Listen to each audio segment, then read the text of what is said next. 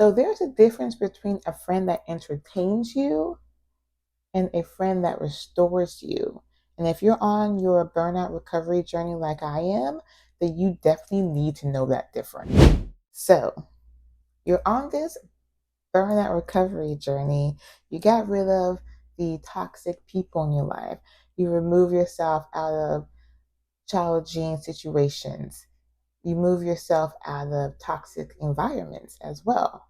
But you're realizing that something's missing. You don't have that support group, that tribe that you were hoping you would find in your journey. Now, finding that tribe doesn't naturally occur. It's not like you get rid of all these things that was causing you burnout or stressing you out or causing you to be overwhelmed. And all of a sudden, these people, these tribe, these soul connections just magically appear. It takes work. And I am on that point of my burnout recovery journey where I am having to intentionally be more mindful of the type of relationships that I have, whether romantic or platonic. So let's dive into how I plan to be more intentional about my relationships on my burnout recovery journey. Okay, so I am realizing that building a bond, building a rapport with people, no matter what age, is becoming more difficult. And I know it has to do with the day of social media and constantly being online, and people just rather be at home. Like, I am in a period of my life or I'm in an age, a generation of my life where people are constantly talking to each other, but they're not listening or they're not really engaging in valuable, meaningful relationships and conversations. So I have decided I need to have some more intention, make a list of like how I'm going to create bonds, create community, find a support system, find that soul tribe that I need so I can continue sustainably with on my burnout recovery journey. So so I wrote down a list of things I'm looking for, why I'm looking for them, and like things I want to move into when it comes to intentional relationship building. So I wrote down some notes. It's kind of long, so I will be going back and forth and look at my notes. But the first thing I wanted to do is just get down to the basics. What is a relationship? Now, relationships are no, let me back up. Everybody enters into a relationship, whether that's a coworker, whether that's family, whether that is um, college roommates, whether that is just regular roommates. Everybody enters into a relationship. Now, it's not something that everybody has the option or flexibility to choose who and when and why they are in a relationship. But just know everybody's in a relationship. So this is information can be valuable to anybody on any level, any stage of their life. So the reason why relationships are important is because relationships help to boost your overall well-being. They provide a support system, people that you can get advice from, or you can give advice to, people that you can engage in activities, you can bond with them, you can learn something from them, like mentors, mentees type of relationships, in teacher and student relationships. There's a lot of different type of relationships and why they are important. And one of the big things is what I do mean trying to build is trying to find a support community, find a support group. Or I shouldn't say group, it sounds like more informal, but trying to find people that can help support me, to help give me advice, help me to reduce stress, help me see more clear in my overall picture and kind of bring me down from like being overwhelmed and overthinking. So this is something that's going to be more challenging than what I've been doing, working on my own, doing the steps to recover from burnout, and just feel an overall more happiness, more joy in my life, because this involves another party. This involves another person. And it's a situation where you have to understand that certain things are going to be out of your control. You can meet somebody that, and once again, that could be romantic or platonic. You can meet somebody that you vibe with, that you feel like you have a lot in common, but something may happen and you may just get ghosted, or you may be just left at your activity by yourself because the other person didn't show up, and then you just never speak to them again. Like, things happen. So this is a point in the recovery journey where things are not entirely in your control, even though you're doing your best efforts to make sure that you are kind of putting your best foot forward, or putting your all into something. Now, as I mentioned, relationships are important because they boost overall well-being. They provide relationships can provide you support. They can provide you confidence. People can give you advice. They can help you reduce stress. Have some ability to hang out with.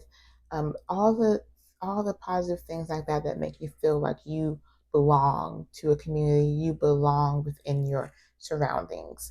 Now, as I was mentioning earlier, there are various types of friendships.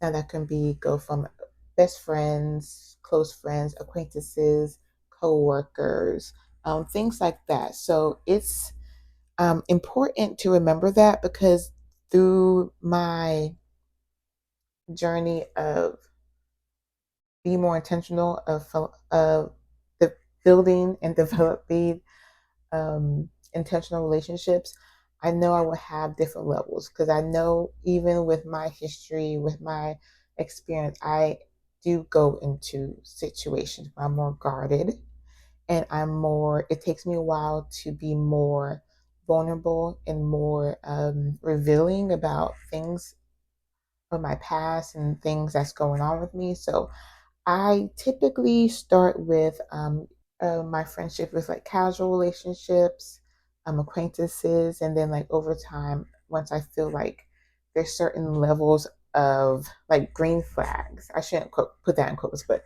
there's certain levels of green flags I'm seeing. I reveal more and like, I guess, just be more comfortable overall. Just be more comfortable around the people that I'm trying to develop and build a friendship with. All right, so I have listed red flags in relationships that I have noticed that I frequently encounter, that I no longer am tolerating, pretty much. Just to put a period at the end of that sentence. I am no longer tolerating these red flags. And I want to be very intentional. Some of them are very.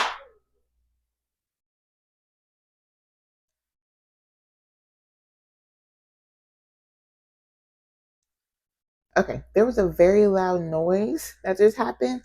So I had my dog in my lap. He got very scared from the noise. So, but let me continue. So, with the red flags that I'm listing, they're going to be very specific, but these are red flags of behaviors that I have frequently encountered, to the so much that it's so easy for me to recognize, and I no longer am tolerating them, because I know typically where that behavior stems from and where it can lead to. So I'm going to be very specific about my red flags of behaviors I'm no longer tolerating. Then I would go into some green flags of what I'm looking for within intentional relationships. And once again, that can be romantic or platonic. And then I will go into how I plan on recognizing these red flag behaviors, and how I plan on not engaging in those red flags behaviors anymore. So let me get started. Now, this is something that, because it's so specific, I did type it out. So I will be looking into my notes pretty frequently. So, first red flag is boundary violation. Now, what that means to me is someone that has a propensity to ignore your boundaries, especially if you say no to something. And they constantly disrespect your boundaries and you say no. Like, this could be something as easy as, oh, I don't want you to feed my dog table food because of XYZ reason. And you say it more than once. You say it in a casual conversation. You say it when they are around your dog and they will feed your dog table food, even though your dog has a sensitive stomach, like my dog does. This is a real life example. This is why I'm giving this example. And you tell them after they feed the table food to your dog, and they still do it. So it's something as simple as that, but I've seen that in so many different people that I'm around. I've seen that in so many different situations around in so many different people to the point I don't want to tolerate anymore. So boundary violations.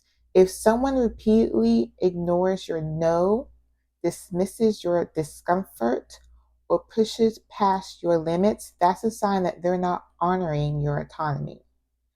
Boundaries are not optional. They are the foundation of trust and safety, which is very important because if you clearly explain to somebody why you don't want something to occur or you are not comfortable with something and they just ignore it the majority of time or all the time, it's very hard to trust that person and feel safe around that person. So boundary violations, red flag number one. Red flag number two, inflexibility around change. So for this red flag, I'm trying to think of I didn't think of any examples before I before I started recording, but for this red flag, I need to think about it a little bit because it's hard for me to explain in words. If you know somebody that has a hard time adjusting to change, they're very rigid, they're not really flexible, and it's a situation that requires flexibility, and you know you have communicated that they need to be flexible, or they know that this is a situation that requires them to be flexible with frequent change, and they are very rigid about it. They are defensive. They tend to make unpleasant remarks because of different changes. That's a red flag for me. That is something else that I have encountered frequently and on many occasions with people I've been around, and I don't have a tolerance for that anymore. That just shows that, to me, it just shows them not being able to be flexible. Not to get too deep into it right now, but it shows that they're not able to be flexible. And life happens, things change, and sometimes certain situations requires flexibility. And being that rigid is not. Just shows that they're just wanting things to only be the way they want it to be, and that's not just how life is going to be. So, like inflexibility around change, life shifts, plans evolve. Healthy relationships adapt. If someone expects you to bend endlessly while refusing to meet you halfway or reacts with guilt tripping or resentment when things change, that's a red flag. Red flag number three, excessive negativity and passive aggression. This actually should have been red flag number one. However, I'm gonna be honest, I didn't put this in any order, but excessive negativity and passive aggression, I have been around a lot. If somebody is constantly making passive aggressive actions and comments around very simple things, that's the biggest red flag of me to get up and run my butt out of that situation. I do not tolerate it. That, like I said, that should have been my red flag number one, to the point that I have encountered it so much, and I have personally been like that in my past, so I know exactly where that stems from. It's very frustrating, and it's one of those situations because I know where it stems from, and if I encounter someone that is very passive aggressive, but yet constantly say that they are a great communicator, I know there's some type of disconnect there. So if I can't tell this person that they are acting a certain way, and I would prefer if they don't, and they are in denial, I just can't tolerate it. That's the end of that. I'm not even gonna get that deep into it. It's too much history for me there, but excessive negativity and passive aggression, we all vent sometimes. But as a friend, but if a friend constantly dwells in complaint mode, resists solutions, or subtly undermines your optimism, it can drain your energy. Emotional safety includes being able to share joy without fear of judgment. And that's a real comment right there. That's a real statement. Definitely. Red flag number 4, blame shifting and victim mindset. I should be able to stop right there, but blame shifting and victim mindset, I have been learning recently that is very common in a lot of people.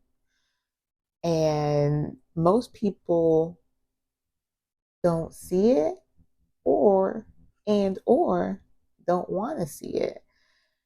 And it's very frustrating, especially when somebody says they want to do better, but they don't see how their victim mindset is challenging them or hindering them from progressing and growing in life. Victim mindset can look like refusing to take one's own action, treating life as something that happened to them and never for them. The blame shifting and victim mindset, when someone refuses to take responsibility for their choices and always sees themselves as the victim. And that's the key point right there. Always sees themselves as a victim. I know statements like always is not the best to use, but if it feels like it's always, then this relates.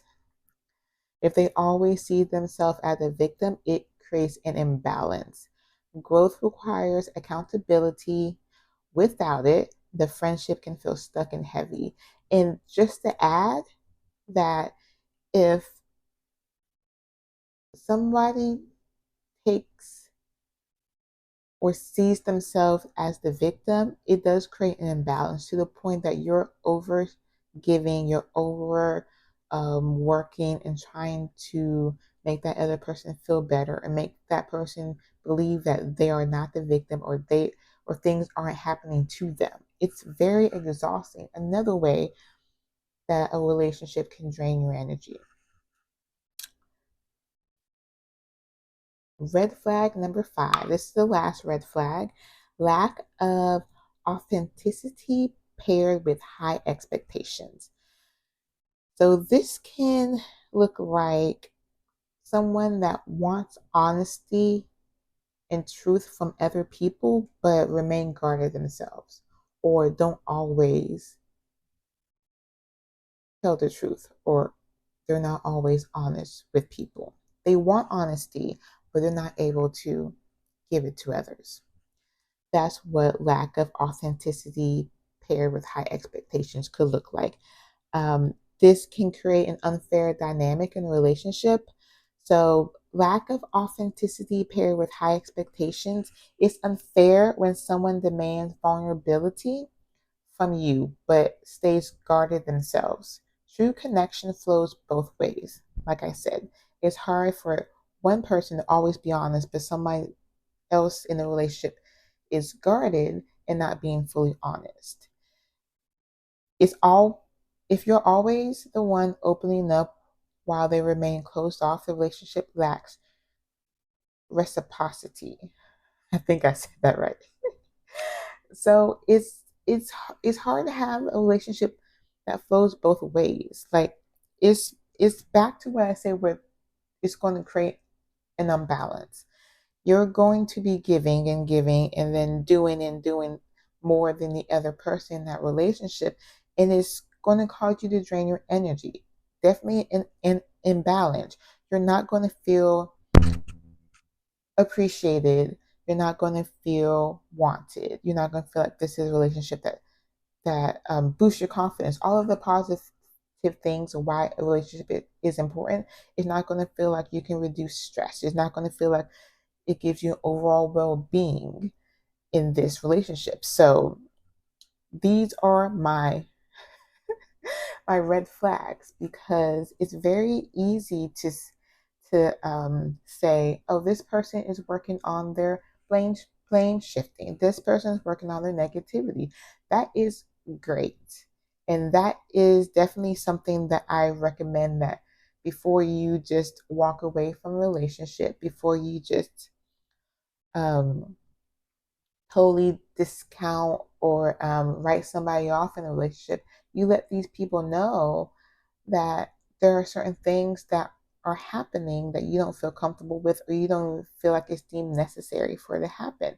If you are having to constantly tell somebody, constantly having to talk to somebody about their victim mindset, or you constantly have to talk to somebody about their passive aggression, or their inflexibility to change, or them crossing your boundary. If it's a constant thing and you see that they're not willing to change, or they could be incapable of changing, then these are red flags. And I would recommend you walking away or reducing contact or changing the dynamic of your relationship because it's not going to be good for you in the long run when it comes to your burnout recovery journey. So I said it there. These are my 5 red flags that are, like I said, are specific to me and my past experiences, but I definitely would recommend you explore these red flags as well because these are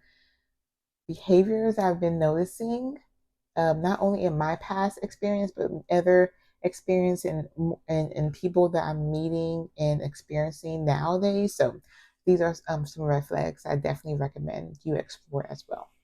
So now on to the green flags. Now the green flags are not as detailed as my red flags, but I do have a starting list of what I'm looking for in a relationship, platonic or romantic. So let me just go ahead and read off some of these green flags.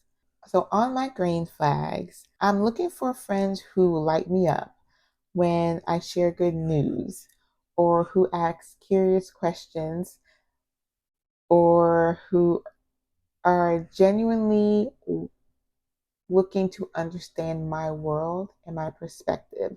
Now, these are people who celebrate your wins and sit down with you when you're in your low period. So, oh, wait, hold on. So,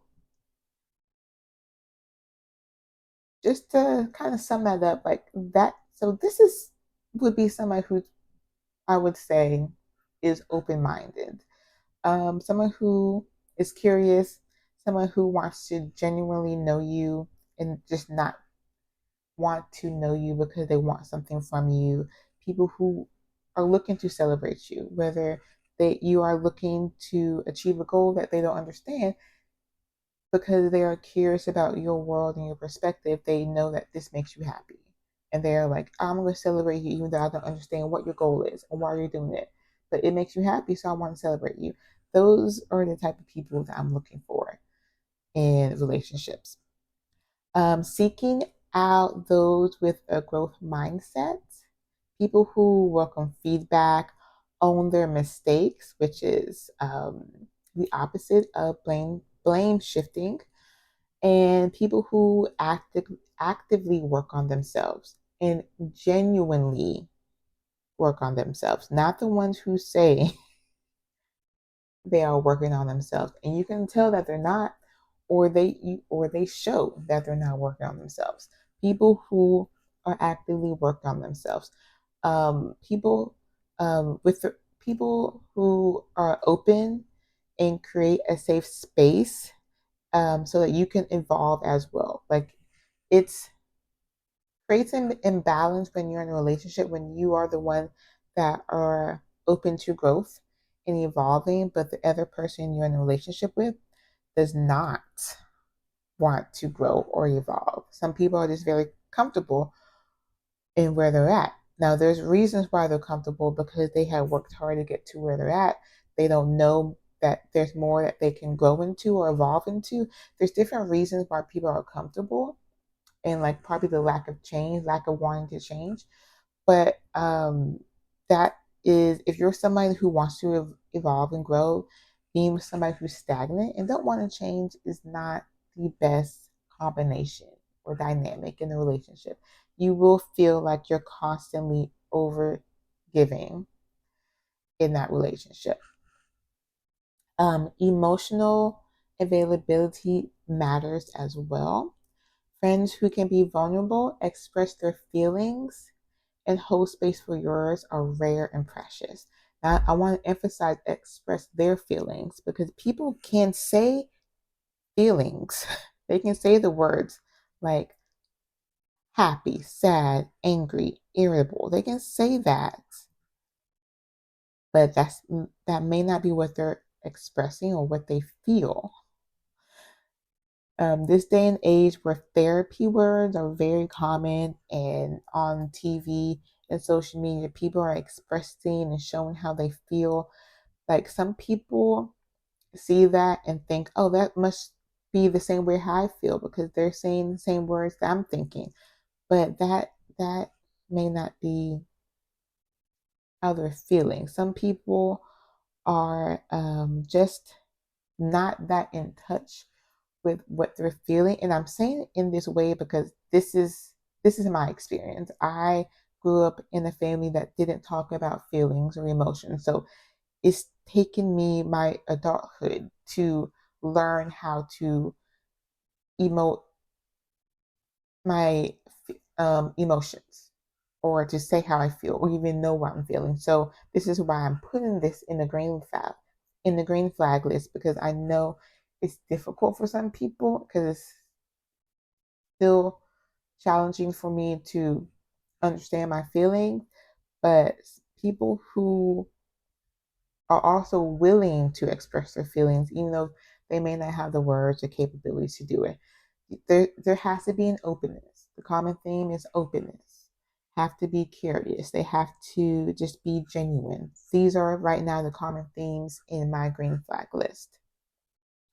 Kindness as well. Kindness shows up in small ways, like remembering your favorite tea or your favorite chips, sending a check in text, or simply just listening without trying to fix every problem you have. Just listening just to vent, because maybe you need to get things off your mind, off your chest, and they are just willing to listen because they know that helps you, that clears your mind.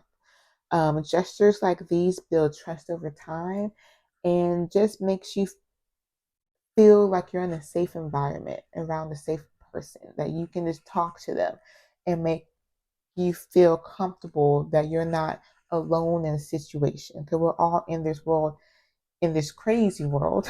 We're all in this crazy world just trying to make it through the end of the day. And you just need somebody who can just understand you or just listen to you without trying to make it seem like you did something wrong, you should have done something different. Sometimes you just need to say what's on your mind, because everybody is just going through this life not really knowing what's the best thing to do at every situation. So that's something very helpful. So overall, like I said, openness, being genuine, consistency, also being consistent in these actions of what I say in these green flags is very important, because it just shows that somebody is putting in the effort, somebody is trying. Friends who show up and keep their word and treat the relationship as something worth tending to are the ones who help you feel truly seen. And that's pretty much the end goal of why people want to be in a relationship, especially if you're intentionally seeking out relationships, friendships. Like, you just want to be truly seen and understood and feel like you belong to somebody, to something. It's that's all that is. So my green flags list wasn't as like organized and then groups like my red flags, but this is, like I said, this is a starting list. And as I mentioned, it will evolve over time, and it would be maybe at some point I would make it a little bit more specific.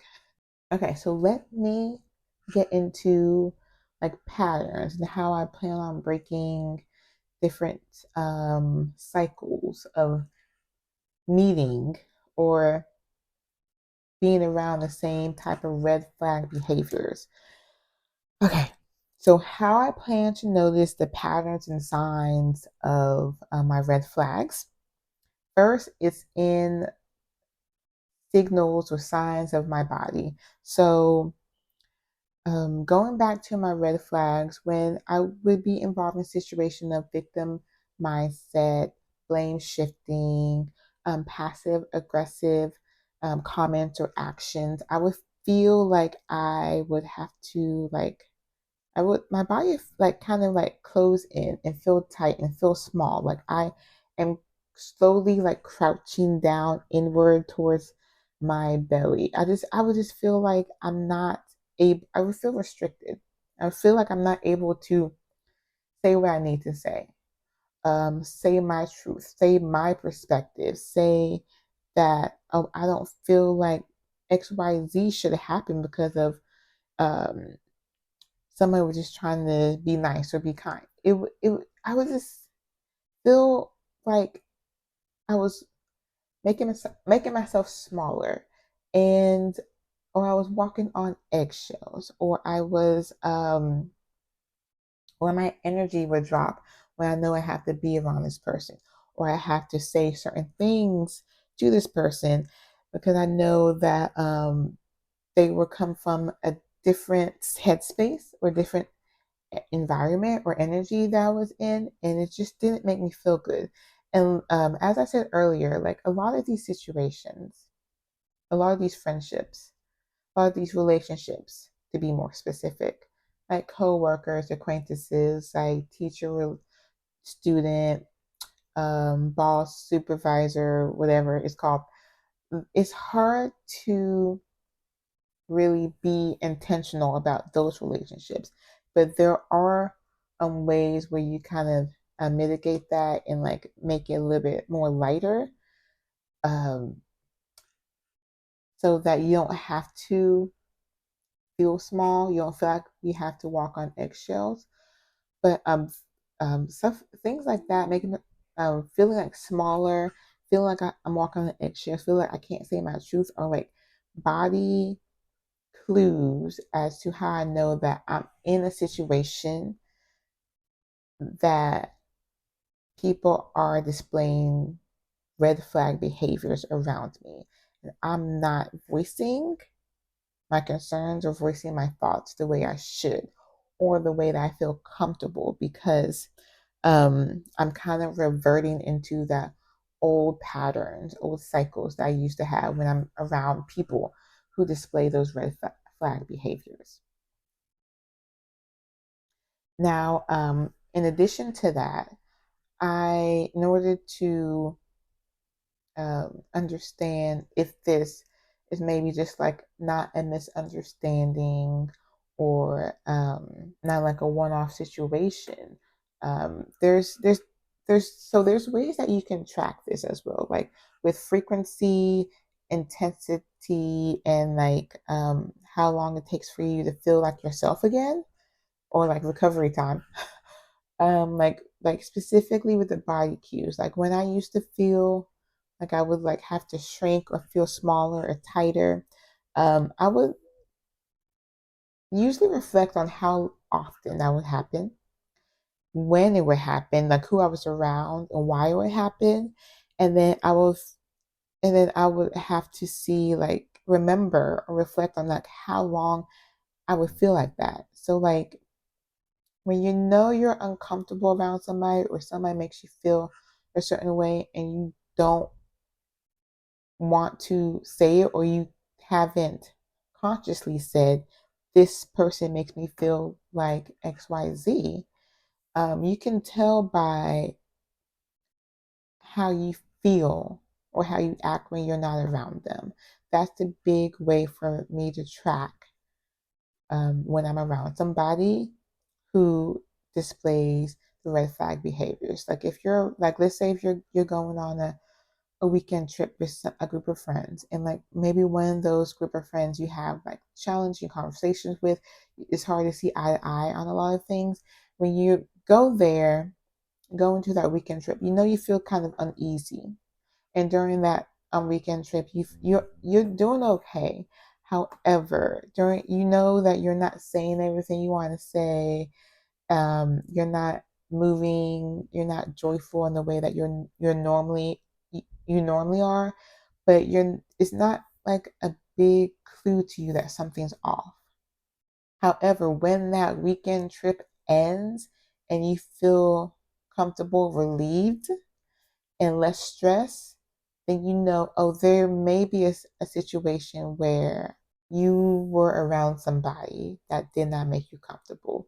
Now, some situation, it could be the actual environment. Maybe that weekend trip involved you having to do like a presentation, or doing some adventurous activity that you were nervous about. But even in that case, if the activity is done or the presentation is done and you feel relieved, it could be that activity. But if it's not that, and you realizing that you are away from the group of friends that you went with, and you are trying to figure out, oh, that weekend trip wasn't that bad, I feel better now.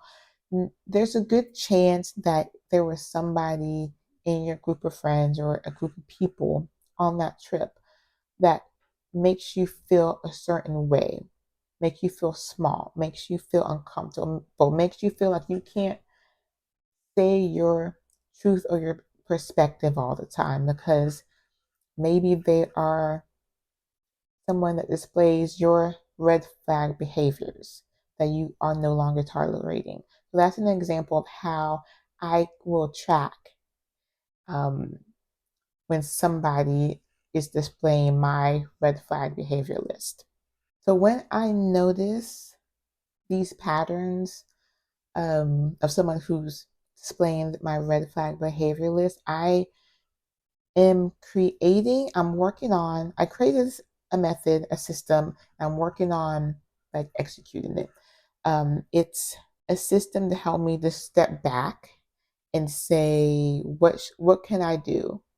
So I won't have to feel small. I won't have to feel uncomfortable. I don't have to like filter myself. What can I do to not make me step back into this pattern of being in a situation or relationship where I am around somebody who displays my red flags? So I call it like, well, I don't really call it anything, but I'm going to call it the pause method, where I just pause. Um I pause, I take a breath before I react. I'm I can be very reactive. I'm very quick when it comes to things I don't like. I can voice my opinion very quickly. So I will pause before I react in a situation, and then I will name and identify what is happening. Now this can happen in a conversation. If somebody says something to me, let's give an example. If somebody blames shifting and I call them out, or I say something and they say something to me that makes me react, I will pause without reacting. And then in that moment, I would stop and think and name what is happening. I would say, oh, I remember XYZ happening, but they're not saying it the way that I remember it happening. And I feel like they're making me out to be the issue when that is not how I remember XYZ happening. So in that situation, I will name what is happening. In my mind, what is happening is blame shifting. They don't want to take accountability that maybe they did something that shouldn't happen or they did something that was overreactive. So first I pause, like I said, I don't react immediately. Then I would reflect and name what is happening based on what the encounter was. Then I would choose a different action. And by that I mean, because normally I would react and say, no, this is not what happened. This is what happened. And that's me engaging energy into the situation. And that would have me to go back and forth with them. And I don't want to engage in that. I don't want to go back and forth with them. So I will choose a different action than what I normally would. And then for you, like if you would not go back and forth with them, maybe you can say, oh, this is not how I remember things. This is how I remember things. But if we have a different perspective, maybe we should just take a pause on this conversation. So if you're someone who doesn't go back and forth, maybe you can say that. But I'm someone that will go back and forth, and I would get heated, and then I would have like my whole day, my whole week ruined because of that interaction. So I would choose a different action, and this would be I would do no confrontation. I would say, okay, I do not remember the situation going like that, and I would say, let me reflect because I need some time to think. And that would help me to like not be as heated, help me to just reflect on the situation, one, on the person, how they react and how they came at me, or how they interpreted the situation from their point of view. And then I would just make some type of assessment or shift at that moment and just say I guess overall I would just say like, let me think about it. I like I said, like let me think about it. I don't remember that situation happening in that way, but let me think about it.